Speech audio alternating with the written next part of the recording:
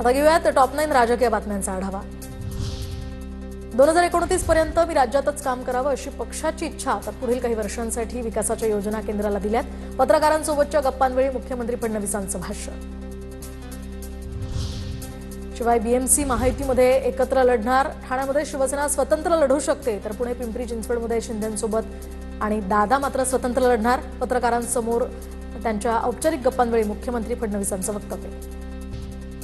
दसरा मेळाव्याच्या पार्श्वभूमीवर उद्या एकनाथ शिंदेंनी बोलावली बैठक, तर उद्या दुपारी 3 वाजता या बैठकीचं आयोजन। मुंबईमध्ये शिवसेनेच्या महत्त्वाचे पदाधिकारी आणि कार्यकर्त्यांना, नेत्यांना या बैठकीत एकनाथ शिंदे मार्गदर्शन करणार।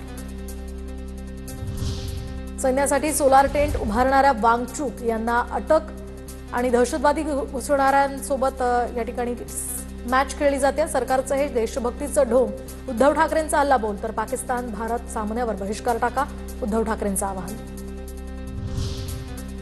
लक्ष्मण हाकेंवर हल्ला करणाऱ्या तिघांना अहिल्यानगर तालुका पोलिसांनी ताब्यात घेतलं। असल्या भिकार लोकांकडे लक्ष द्यायला मला वेळ नाही, स्वतःच्या प्रसिद्धीसाठी हल्ला करून घेतला असेल। हाकेंवरील हल्ल्यावर मनोज जरांगेंची प्रतिक्रिया, तर लक्ष्मण हाकेंवरील हल्ला करणाऱ्या तिघांना पोलिसांनी ताब्यात घेतलं। ओबीसी चळवळीमध्ये पुढे आल्यावर घाणेरडे आरोप केले जातात, मारहाण केली जाते। आरोप केले की माणूस व्यथित होतो, त्यामुळे व्यथित होऊन ही पोस्ट केली असेल। हाकेंच्या कार्यकर्त्याला झालेल्या मारहाणीनंतर वडेट्टीवारांची प्रतिक्रिया।